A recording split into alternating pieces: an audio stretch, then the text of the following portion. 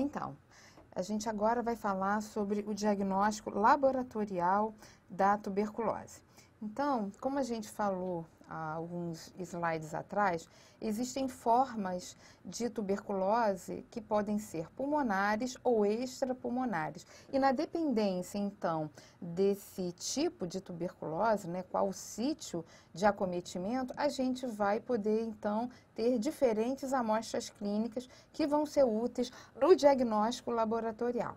Então, a gente sabe que a tuberculose pulmonar é a principal apresentação e, em termos de atendimento, né, na UPA ou numa emergência, num pronto atendimento, essa vai ser a principal forma, né, que vocês vão se deparar. Em relação à tuberculose extrapulmonar, o mais frequente, como eu falei, aqui no Brasil, é a tuberculose pleural. Em termos de tuberculose pulmonar, o que a gente tem, então, de amostra clínica são basicamente os que estão listados aí nesse diapositivo. O escarro, seja ele espontâneo ou induzido, o lavado broncoalveolar, fragmento de tecido pulmonar, aqui no caso biópsia, aspirado traqueal, lavado gástrico, aqui principalmente nas crianças.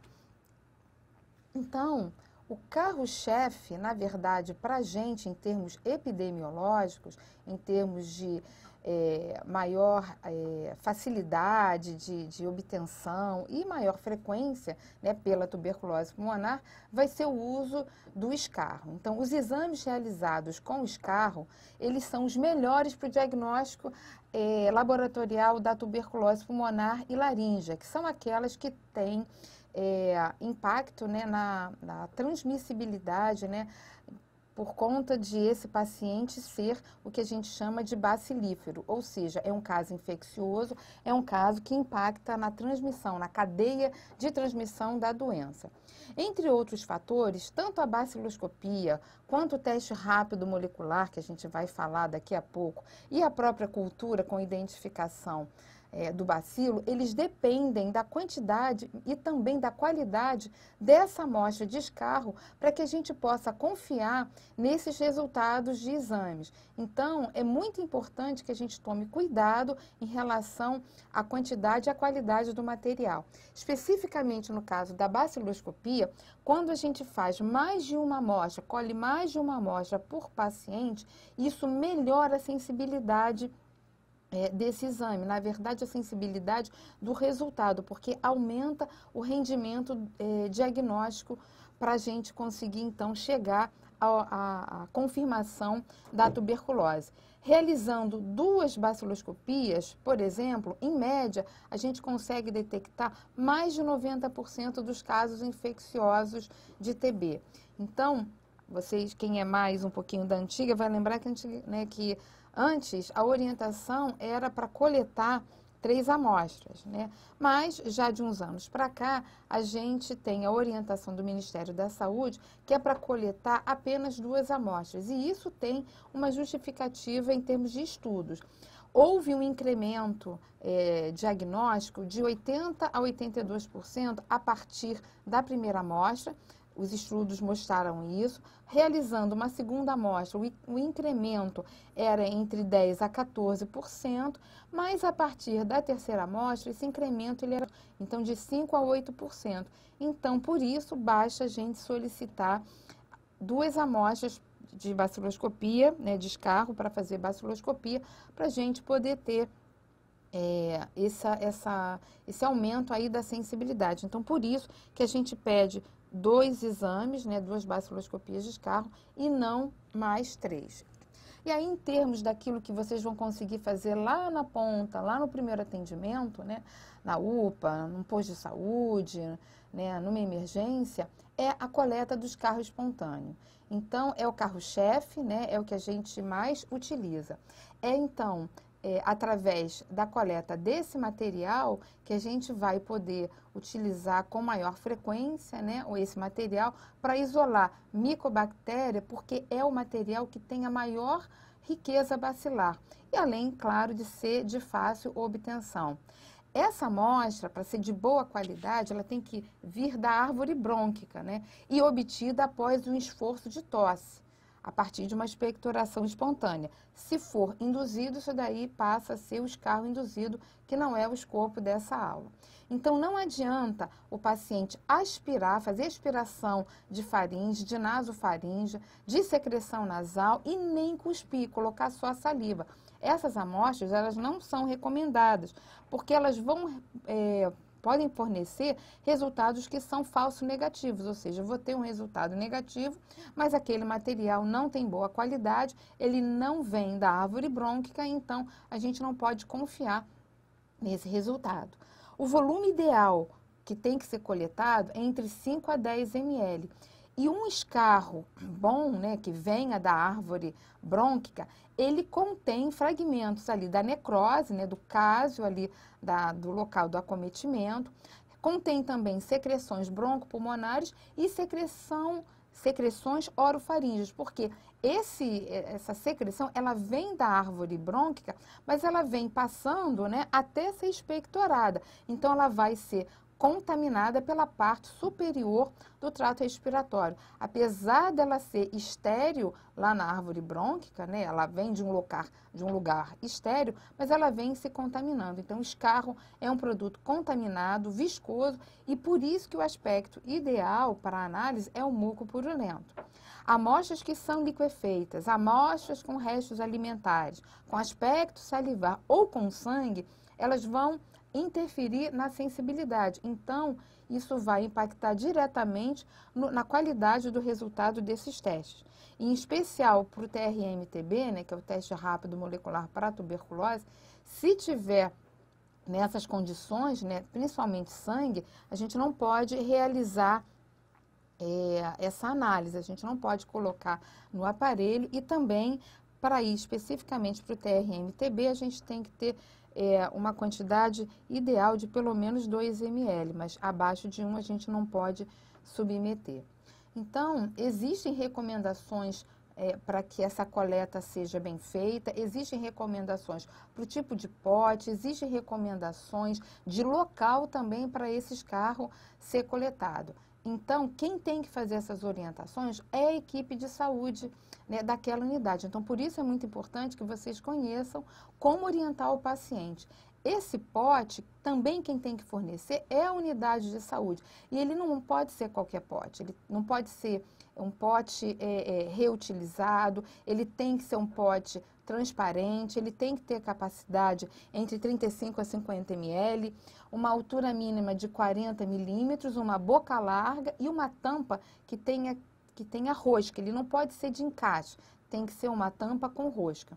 É muito importante também colocar a identificação no frasco de coleta, mas não sobre a tampa e nem sobre os rótulos do pote. E também não pode colocar sobre aquela área que marca o volume, né? A gente não pode colocar o rótulo ali. Ele tem que ser colocado na parte livre, transparente, na lateral do pote. E a gente recomenda que essa amostra ela seja coletada em local aberto, preferencialmente ao ar livre. Então, o paciente sai de dentro da sala e vai coletar ao ar livre. Agora, se não houver jeito e tiver que ser coletado numa sala, essa sala tem que estar arejada, a janela tem que estar aberta e a porta idealmente fechada para poder direcionar o fluxo de ar para sair daquele ambiente, para fora do ambiente através da janela. Isso por quê? Para poder diminuir a concentração daquelas partículas infectantes, né, os núcleos de Wells, que a gente falou alguns diapositivos atrás. Então, só mostrando, aqui embaixo a imagem aqui do pote, né, com as características que são demandadas. E aí, então, fiz um resumo aqui para vocês das orientações o momento, né, o passo a passo para a coleta de escarro, né? Então, entregar o pote ao paciente, né, mas ele já tem que estar identificado e entregar também um papel toalha ao paciente. Orientar o paciente a inspirar profundamente, retendo ali por alguns segundos o ar nos pulmões. Isso por quê? Porque isso estimula a tosse, estimula os receptores da tosse que estão presentes ali na nossa via aérea. A partir daí, depois de ele prender, né, segurar o ar nos pulmões, ele vai tossir e escarrar diretamente no pote. Esse procedimento ele tem que ser repetido por cerca de 3 vezes, né? Porque a gente tem que garantir o volume ideal para essa análise, né? Que, como eu falei, o volume ideal é de 5 a 10 ml. O paciente tem que tomar cuidado, né? A gente tem que orientar para que não escorra material por fora do pote. E também, assim que ele terminar de coletar, ele deve tampar o pote e rosquear firmemente. Esse escarro, uma vez coletado, ele tem que ser enviado então para análise.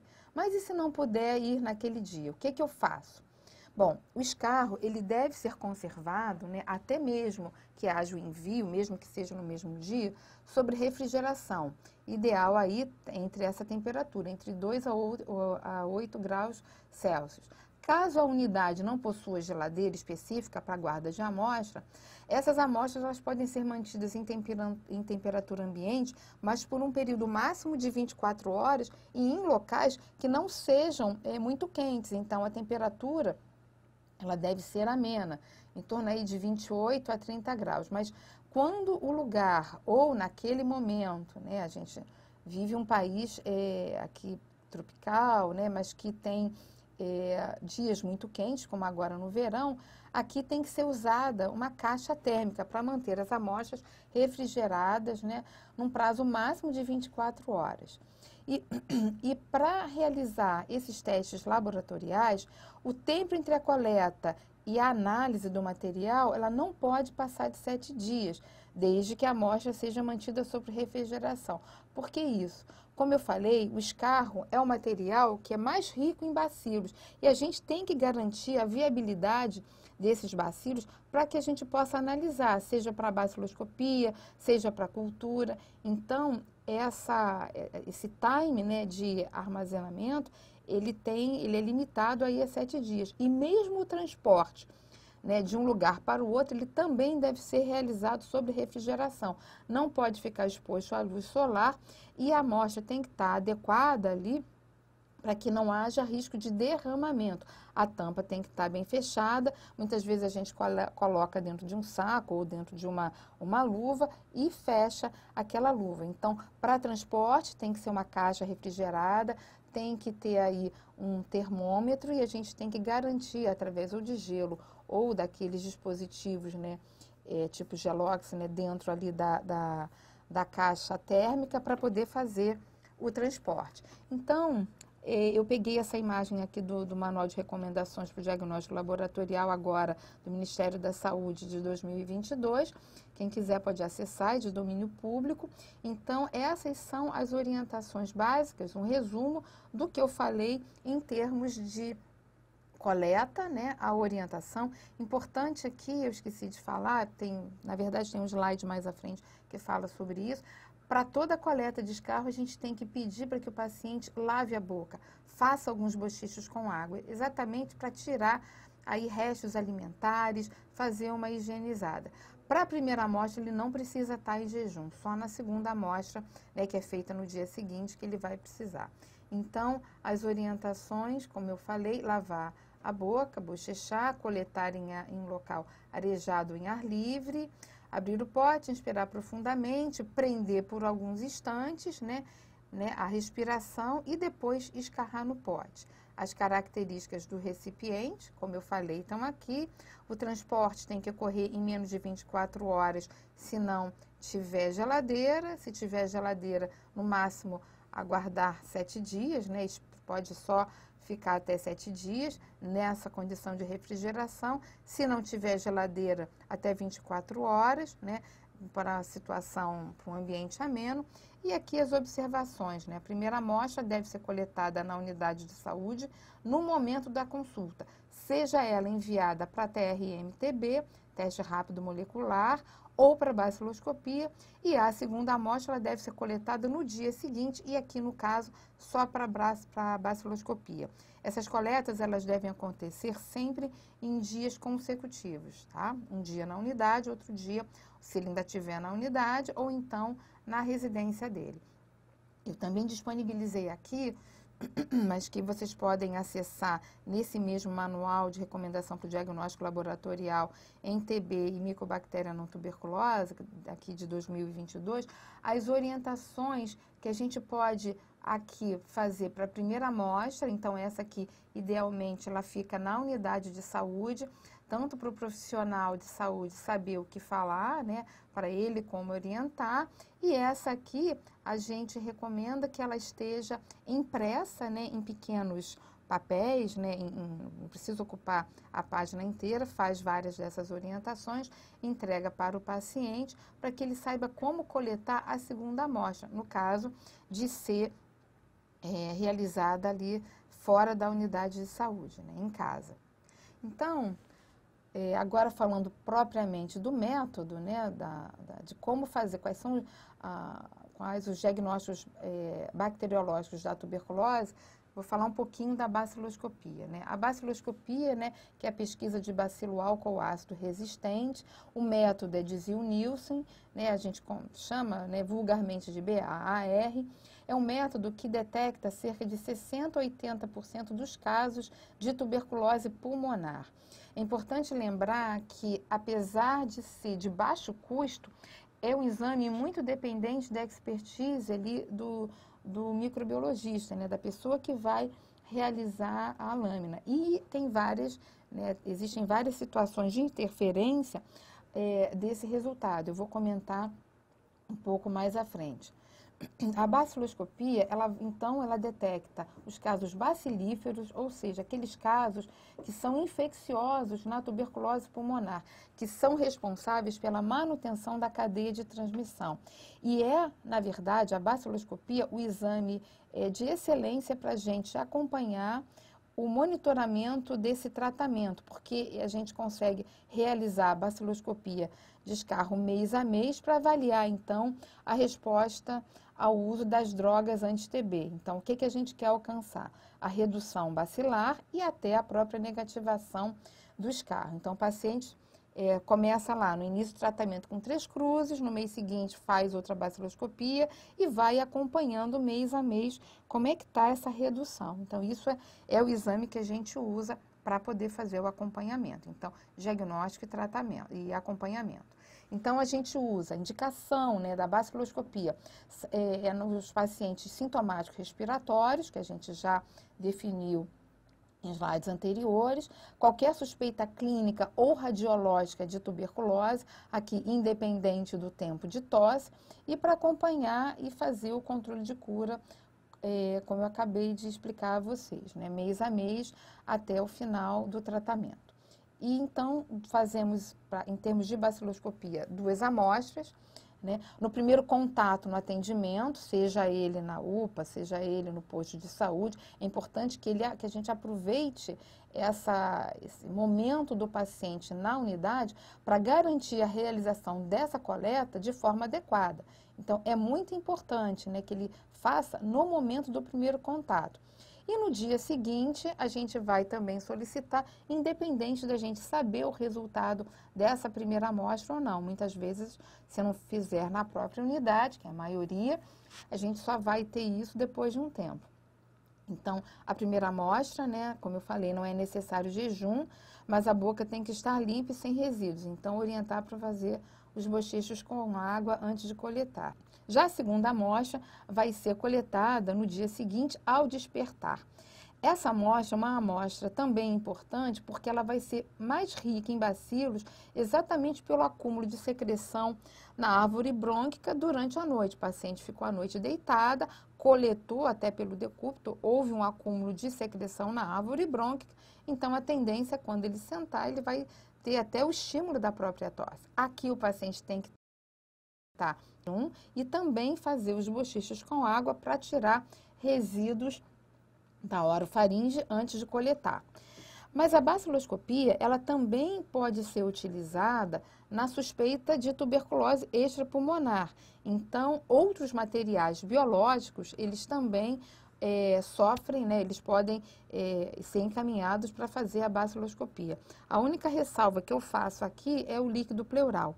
O líquido pleural, até pelo tipo de acometimento, né, da pleura na tuberculose, que não é o escopo dessa aula, não é o motivo dessa aula, mas na tuberculose pleural, a gente tem muito, muito pouco bacilo. Então, é muito frequente a gente ter no líquido pleural, se alguém enviar, ter o resultado negativo. Então, no líquido pleural, um resultado negativo não afasta a possibilidade da tuberculose pleural. Esse diagnóstico vai sair pela biópsia da pleura. Então, tuberculose pleural, o diagnóstico vem através da biópsia de pleura, mandando para a histopatologia e ali vê o granuloma com caso e tal, típico da tuberculose. A gente vai falar um pouquinho mais à frente do método da histopatologia. Aqui para vocês um quadro com a leitura, né, e interpretação dos resultados da baciloscopia de escarro. Vejam que existe uma gradação em termos de leitura, né? Se não são encontrados BAR em 100 campos, o resultado é negativo. Se são encontrados 1 a 9 BAR em 100 campos, a gente relata a quantidade de bacilos encontrados. Antigamente soltava só positivo. Hoje em dia, depois de uma revisão, né, a orientação é que saia dessa maneira. A gente relata a quantidade de bacilos encontrados em 100 campos observados. De 10 a 99, o resultado é positivo, uma cruz. De 1 a 10, em 50 campos, é positivo 2 cruzes. E, em média, mais de 10 BAR por campo em 20 campos, o resultado é BAR 3 cruzes. Tá? Que é o máximo que a gente vê.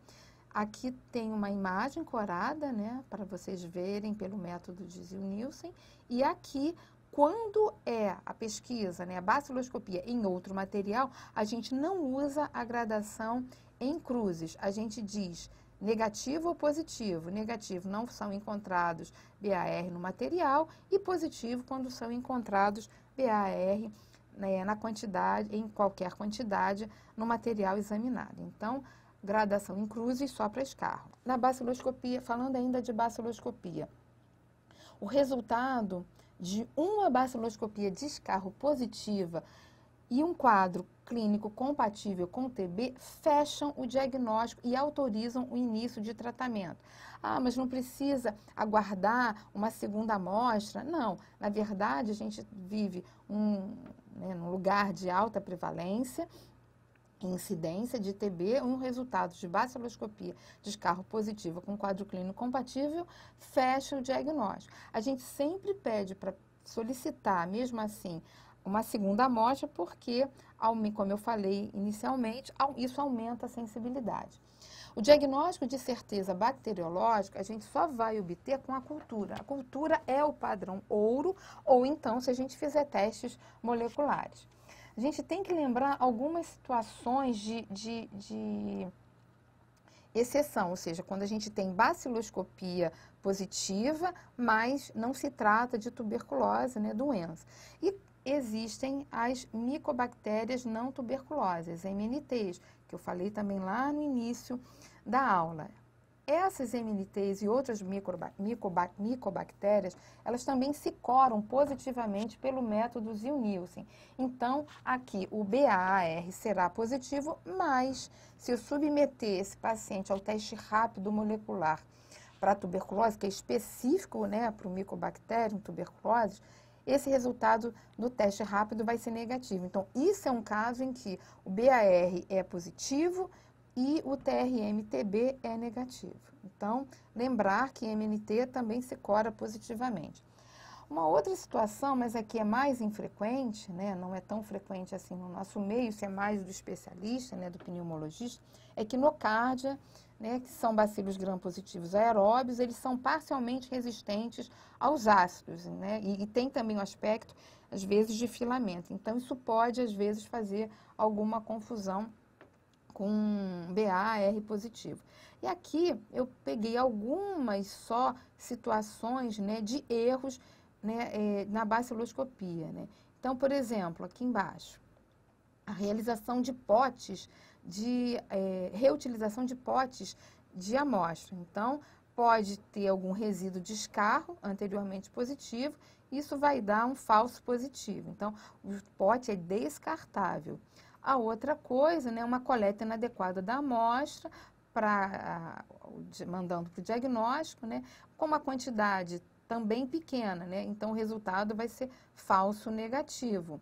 Amostras mal conservadas, também pode dar aqui falso negativo. Né? Lâminas com arranhões e resíduo pode dar um falso positivo. Então, a gente tem que ter atenção também para essas situações de possíveis erros na baciloscopia. Então, agora falando sobre o teste rápido molecular para tuberculose. Lembrando que aqui a gente também está utilizando escarro espontâneo. Então, o que é o TRMTB? Alguns vão chamar de GeneXpert, que é o nome da marca, tá? O nome correto, né, é TRMTB, Teste Rápido Molecular para Tuberculose.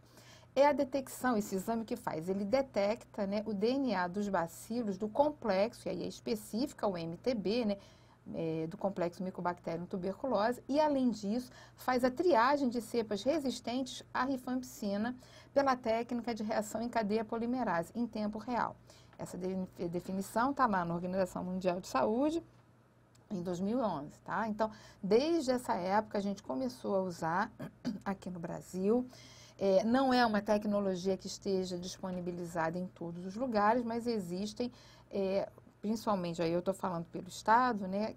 A gente tem como saber para onde que eles estão encaminhados, e isso tem no nível federal, tem em outros níveis também, e eles fazem esses exames, e isso foi um grande diferencial, porque identificar precocemente quais são os pacientes que têm cepas resistentes à rifampicina, isso acende um alerta. Por quê? Porque ser resistente à rifampicina significa, né, que muito provavelmente esse paciente ele é portador de droga resistência, ou seja, ele é o que a gente chama de um paciente MR, né, multidroga resistente. E essa definição vocês podem ver lá no manual de recomendação, é o paciente que tem resistência à rifampicina e à isoniazida.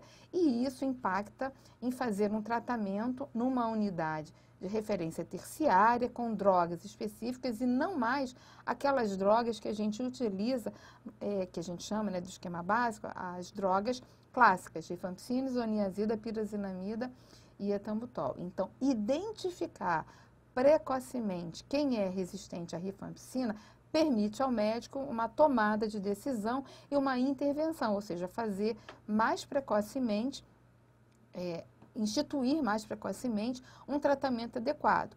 Quando a gente tinha, né, que aguardar a cultura, né, a cultura, vocês vão ver nos slides à frente, ela demora mais tempo. Não é que a gente não faça, até porque aqui ele só faz a triagem para a rifampicina, mas ele é um importante marcador. Tá? Então, o resultado desse exame ele sai em 2 horas. Eu preciso apenas de uma amostra com aquelas características que a gente já falou, né? Não pode ter sangue, não pode ter resto alimentar, enfim, todas aquelas características de qualidade. E é um exame que tem uma sensibilidade que é superior à baciloscopia. Vejam, em amostras de escarro, a sensibilidade é de 90%. E para a detecção da resistência à rifampicina, que a gente chama de RR, vejam, a sensibilidade é de 95%. Então, isso ajuda muito, né, a gente, tanto para fazer o diagnóstico, né, identificar o MTB, quanto para fazer a identificação de quem é resistente à rifampicina. Então, quais são as indicações do TRMTB? Para diagnóstico, né, de casos novos de tuberculose pulmonar e laríngea em adultos e adolescentes, mesmo aqueles com BAR negativo e aqueles oriundos de população de maior vulnerabilidade, aqueles até que têm chance de ter também resistência à rifampicina.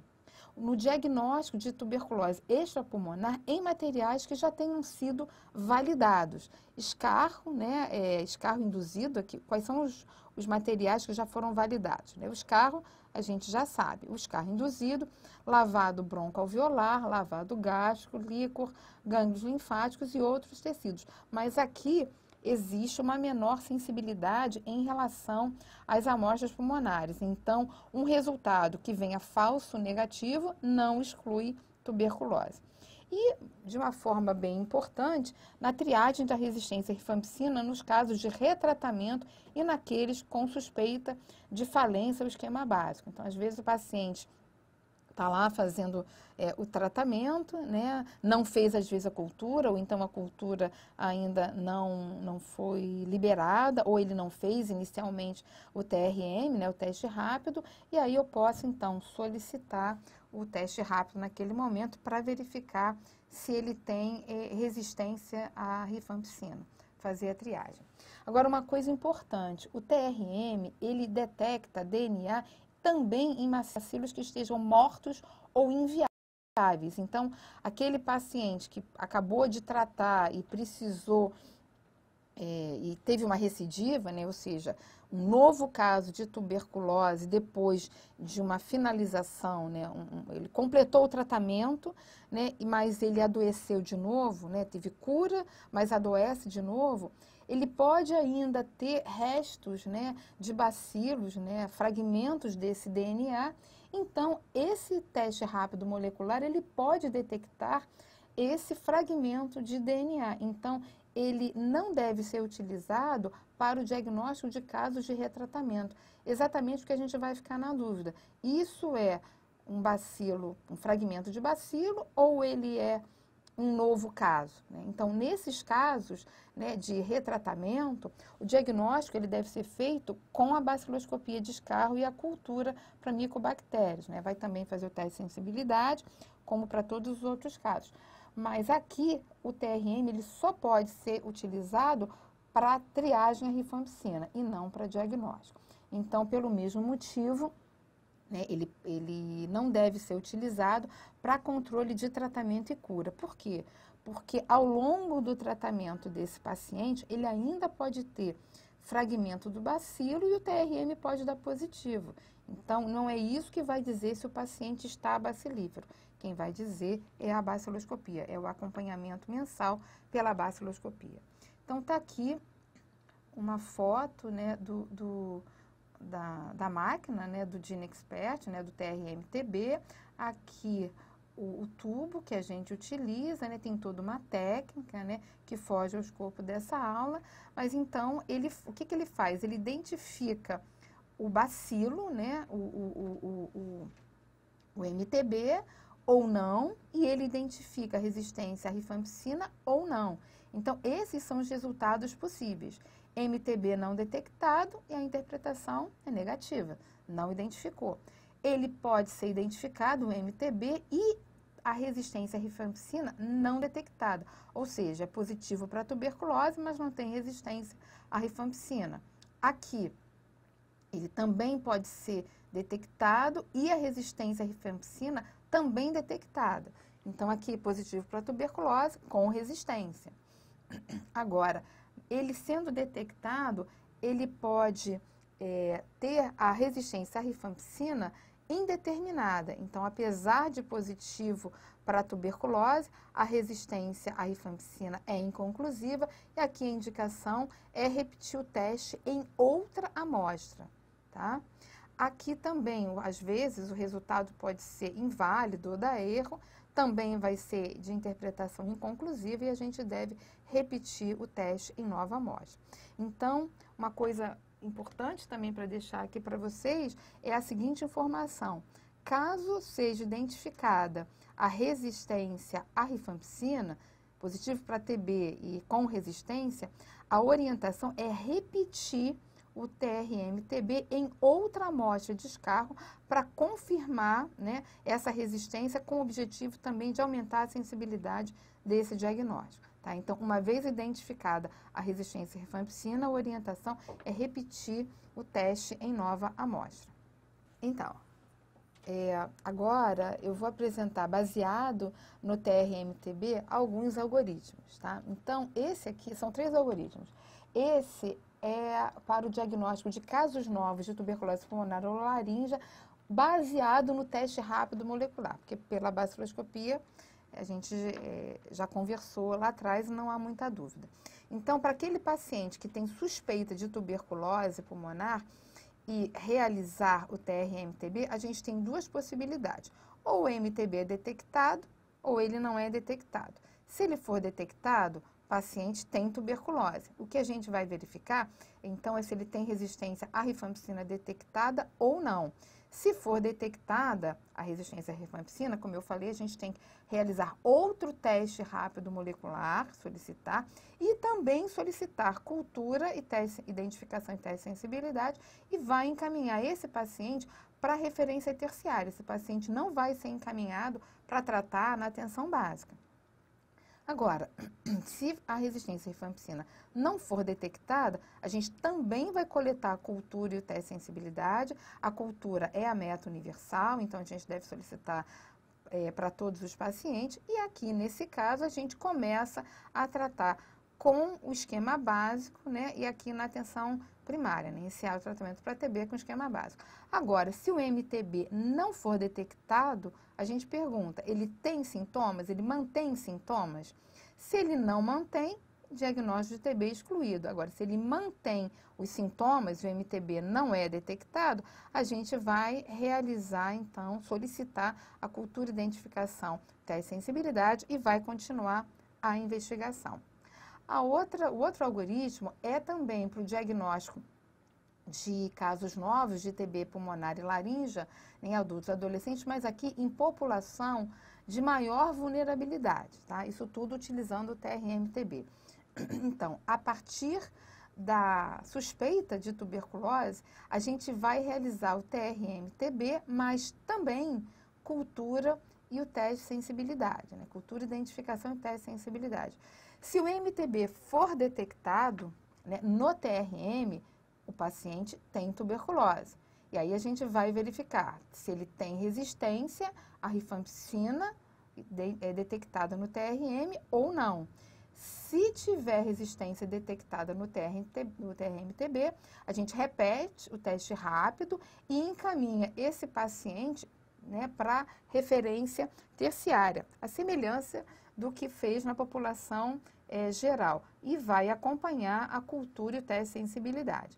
Agora, se não for detectada a resistência à rifampicina, a gente começa o tratamento desse paciente com o esquema básico, mas a gente vai ter que acompanhar e rever esse resultado, né, o resultado da cultura e do teste de sensibilidade, pela chance, né, pela possibilidade desse paciente da população com maior vulnerabilidade ter droga resistência.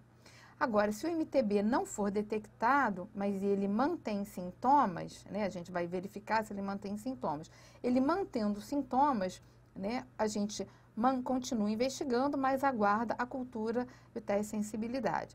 Mas se ele não mantém sintomas, a TB é improvável e a gente vai aguardar a cultura e teste de sensibilidade. Vejam que em todos os cenários da população de maior vulnerabilidade, a gente tem que conferir, né, tem que ter uma preocupação importante com o resultado da cultura e do teste de sensibilidade. O terceiro algoritmo, ele é utilizado para os casos de retratamento da tuberculose pulmonar ou laríngea, mas aqui utilizando o TRM para fazer a triagem da resistência à rifampicina.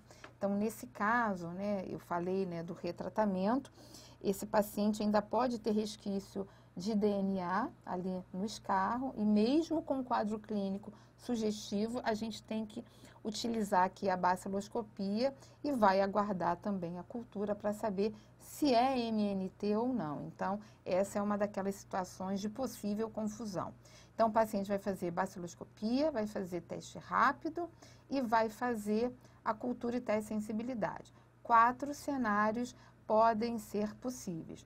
O primeiro, que é o mais simples, ele tendo tuberculose pulmonar, né, de novo, ele vai ter baciloscopia positiva, o TRM-TB foi detectado, esse paciente tem tuberculose. Então, o que eu vou verificar é se ele tem resistência à rifampicina ou não. Se ele tem resistência à rifampicina, né, detectada no TRM, eu repito o TRM e encaminho para referência terciária e vou checar a cultura e o TS.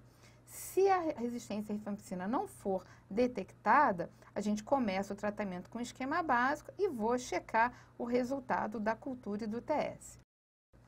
O outro cenário é o de o paciente ter a baciloscopia positiva e o MTB e o teste rápido molecular não detectar o MTB. Então, vai ficar a dúvida, né? Isso é MNT ou é mesmo um novo caso de tuberculose? Provavelmente, se o quadro clínico for muito compatível, né, muito sugestivo, ele tem tuberculose provavelmente, eu vou começar o esquema básico, mas eu vou aguardar a cultura e a sensibilidade para afastar a possibilidade de MNT. Então, esse é aquele caso, BAR positivo, MTB não detectado, será que é MNT? Se o quadro clínico for muito sugestivo, eu começo o esquema, mas eu tenho que aguardar para garantir que não é uma MNT. O terceiro cenário é a baciloscopia negativa e o MTB também não detectado no teste rápido. Aí a gente vai verificar se ele tem sintomas. Se ele não tem sintomas, mas né, se ele melhorou, enfim, TB é improvável, mas vou aguardar a cultura e o TS. Se ele mantém sintomas, eu não começo nenhum tratamento, continuo investigando e aguardo a cultura. E o último cenário é baciloscopia negativa, mas o TRM detecta o MTB. Aí fica a dúvida, é só um resto de DNA? O que é isso? Então, aqui nesse caso, ele tem que ser encaminhado, né, para uma referência de tuberculose, independente do resultado da resistência à rifampicina. Então, mesmo que seja sensível ou que seja resistente à rifampicina, a gente tem que encaminhar para poder o especialista avaliar e verificar se se trata mesmo só desse resquício, né? Verificar a radiologia, como é que está ou não. Então, isso aqui é algo que vai ser visto pela referência. Falando um pouquinho da cultura, né? Para micobactéria, identificação e TS. Né? A cultura é um método que tem alta especificidade e sensibilidade para fazer o diagnóstico da tuberculose. Em casos de tuberculose pulmonar, né, com BAR negativo, a gente consegue, com a cultura, aumentar em até 30% o diagnóstico bacteriológico da doença. E é o padrão ouro. Aqui, com a identificação da micobactéria, a gente consegue né, chegar a saber qual é a espécie. Né? Então, a identificação ela é feita por método bioquímico e fenotípico, ou então por testes moleculares. O resultado da cultura confirma o diagnóstico da micobacteriose. E aí é necessário fazer a identificação da espécie e caracterizar se isso é o complexo MTB ou outra micobactéria. Então, é o padrão ouro, mas o problema é o tempo para o resultado. De 4 a 8 semanas em meio sólido, que é o LJ, que vocês já devem ter ouvido falar, Lowenstein-Janssen, e de 5 a 15 dias quando positivo e 42 se negativo em meio líquido, que é o meio automatizado, que é o que a gente chama de MGIT, né? Está aqui a sigla né, do MGIT, na verdade é uma grande incubadora e ele sinaliza quando essa cultura ela fica positiva. Então aqui é o LJ clássico, meio sólido, e aqui utiliza um meio líquido. Não é todo lugar que tem, né? Existem polos de realização de cultura e esse resultado vocês não vão ter aí para o pronto atendimento. Outros métodos, né? Existe o método histopatológico, que é empregado na investigação das formas pulmonares que se apresentam como doença difusa. Então, às vezes, o paciente tem uma doença difusa, às vezes é um paciente imunocomprometido. Esse paciente vai à biópsia pulmonar, né? A céu aberto, ou então nas formas extrapulmonares, na biópsia de pleura, biópsia de intestino, biópsia de mama, enfim. A identificação histopatológica do granuloma com necrose de caseificação é compatível com o diagnóstico de TB.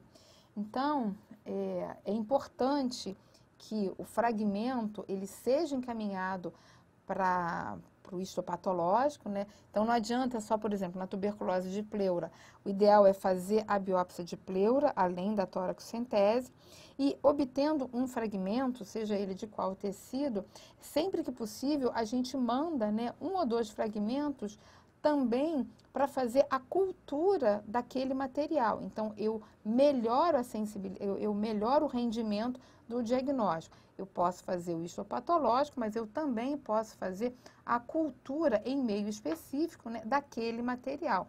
Então, é só colocar 1 ou 2 fragmentos em água destilada ou em soro e mandar para a cultura. E a gente pode também fazer a baciloscopia daquele material né, que foi ali biopsiado. Existem outros métodos, né? O LPA, né? Só para citar para vocês, né? E aqui em especial, que é muito utilizado, é a ADA, né? Adenosina deaminase, que é uma enzima intracelular que está presente principalmente no linfócito ativado, que é utilizado para o diagnóstico da tuberculose pleural. Solicitar a ADA é uma das coisas que a gente faz, né, a pesquisa, a quantificação no líquido pleural, mas não é específico. Em alguns casos de neoplasia, ela também aumenta. Então, sempre que possível, tem que fazer a biópsia, sempre que possível não, tem que fazer a biópsia da pleura. Pode ser sugestivo, mas o ideal é fazer a biópsia da pleura. Falar para vocês rapidamente sobre prova tuberculínica, né, que antigamente a gente chamava de PPD. A gente não utiliza a prova tuberculínica para fazer diagnóstico da tuberculose doença. Em alguns slides lá atrás, eu expliquei para vocês que em cerca de 10% das pessoas que foram infectadas pelo bacilo da tuberculose, elas vão adoecer. De 100%, 10% vão adoecer. 5% vão adoecer nos 2 primeiros anos após a infecção e 5% ao longo da vida, caso não recebam um tratamento preventivo preconizado, ou seja, tratar a infecção latente. Então, a prova tuberculínica, ela sinaliza apenas a infecção pelo bacilo. Ela não deve ser utilizada para diagnóstico de tuberculose em atividade em adulto, né? A prova tuberculínica reativa, né, isoladamente, ela apenas indica a presença da infecção, não garante que vai evoluir para a doença. Ela não é suficiente para fazer diagnóstico da tuberculose doença. Então, não peçam prova tuberculínica para fazer diagnóstico de tuberculose doença, tá? Só lembrando, esse é o slide ao que eu me referi, 1/4 da população do mundo está infectada, 10% dos imunocompetentes adoecem ao longo da vida, é maior risco, né, 5% nos 2 primeiros anos, e os outros 90% permanecem infectados e não necessariamente vão adoecer. O que for HIV positivo, esse sim tem um risco de adoecer de 5% a 15% ao ano. E aqui o risco para a evolução sem ser o HIV, ele vai depender do sistema imune. Então, não é todo mundo que vai adoecer. Então, eu estou chegando aqui no final da minha apresentação. Vou botar aqui um resumo do que eu falei. E informando aqui para vocês que o diagnóstico radiológico, ele será escopo de uma outra aula junto com o tratamento, tá? Então, o que a gente tem para fechar o diagnóstico de tuberculose é o diagnóstico clínico, o diagnóstico laboratorial e o diagnóstico radiológico. Então, no diagnóstico clínico, falamos da importância do sintomático respiratório em termos de saúde pública, né, tosse por mais de 2 a 3 semanas ou de qualquer duração naqueles da população vulnerável. Só desconfiar disso, né, já chama a atenção, né, a gente tem a chance de fazer esse rastreamento só com essas informações, então isso tem uma sensibilidade de 35% para o diagnóstico. Uma vez que o paciente tenha sintomas prováveis de TB e apresente essa clínica, né, tosse por mais de 2 a 3 semanas, ou em qualquer duração do paciente de população vulnerável, sudorese noturna, febre vespertina, perda de peso, cansaço, fadiga, hemoptise, esse conjunto aqui de sinais e sintomas, isso aumenta a sensibilidade também, a desconfiar da tuberculose. Temos aqui o diagnóstico laboratorial, falamos da baciloscopia, que é simples, não invasiva, mas que tem uma sensibilidade apenas de 60% a 80%. Já com maiores tecnologias, né, o TRM-TB, também não invasivo, a sensibilidade melhora, tanto para o diagnóstico da tuberculose quanto da resistência à rifampicina, vejam, 90% e 95%. Falamos aqui das culturas também, em meio sólido e em meio líquido. Vejam, a sensibilidade da cultura, ela vai de 80% a 90%. E vai ter aqui também a diagnóstico radiológico, né? Sensibilidade da radiografia é de 70% a 90%, tá? Então, as mensagens para a gente guardar, né, são basicamente essas que eu vou conversar com vocês e são os pontos mais importantes da aula, né? Sempre avaliar criteriosamente o paciente e os seus resultados de exames, isso à luz da anamnese e de um bom exame físico, né? Lembrar que nem toda hemoptise é causa de tuberculose. Então, muitas vezes a gente vê, paciente está sangrando, é tuberculose. Não é isso. Tuberculose pode sangrar pela atividade da doença, mas também por cicatriz. Num contexto de alta prevalência da doença, né, como é que o nosso caso, né, para confirmação diagnóstica da tuberculose, basta demonstrar o bacilo álcool-ácido resistente no material biológico do paciente, ou seja, na maioria das vezes vai ser o escarro, né? Então, a pesquisa do BAR de escarro deve ser sempre solicitada. A gente pode basear o diagnóstico também no TRM-TB, mas é importante a gente ter essa primeira amostra coletada para que depois a gente possa fazer o acompanhamento desse paciente mês a mês. Então, como é que eu vou comparar, né, o paciente que fez o TRM, mas não fez um primeiro BAR? Ele faz o diagnóstico, mas deve ser solicitado o BAR, além do TRM, o BAR, para a gente poder acompanhar essa redução ou negativação. Tá? Sempre que disponível, então, a gente deve sim solicitar o teste rápido molecular, porque ele também vai prontamente identificar a resistência do bacilo à rifampicina. E isso vai permitir ao médico, então, a correta tomada de decisão para iniciar as drogas, né? Além de identificar o material genético do bacilo.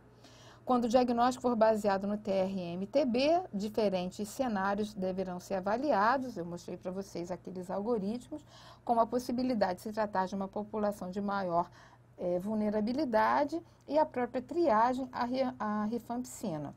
Ainda que o TRM-TB não esteja disponível amplamente no nosso país, a baciloscopia, que é um método diagnóstico, ele também vai ser utilizado para avaliar a resposta ao tratamento. Então, o TRM não deve ser utilizado para controle de tratamento e cura, somente para diagnóstico e ou identificação da resistência do bacilo à rifampicina. E para cumprir a meta da cultura universal, sempre que possível, a gente deve solicitar, né, na verdade, para todos os casos, a gente deve solicitar a cultura, a identificação e o teste de sensibilidade.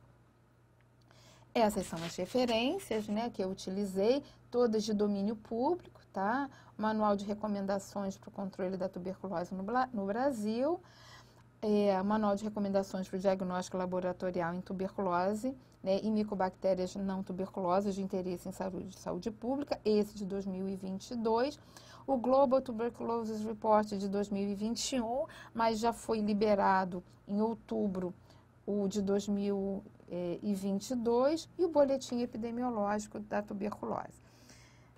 E aqui agradeço, então, a atenção de vocês nessa aula. Espero poder ter contribuído para sanar dúvidas, né, ou até mesmo gerar mais dúvida. A dúvida sempre impulsiona a gente a buscar mais conhecimento. Espero que vocês possam bem aplicar essas orientações. E, para o final, estou deixando aqui uma foto da unidade onde eu trabalho, o Instituto Estadual de Doenças do Tórax Ari Parreiras, IETAP, em Niterói, que é uma unidade especializada em tuberculose, né? Temos ambulatório de resistência, né, que serve, né, que apoia aquela região, temos um CTI específico para tuberculose e temos internação e fazemos vários exames complementares a fim de atender aí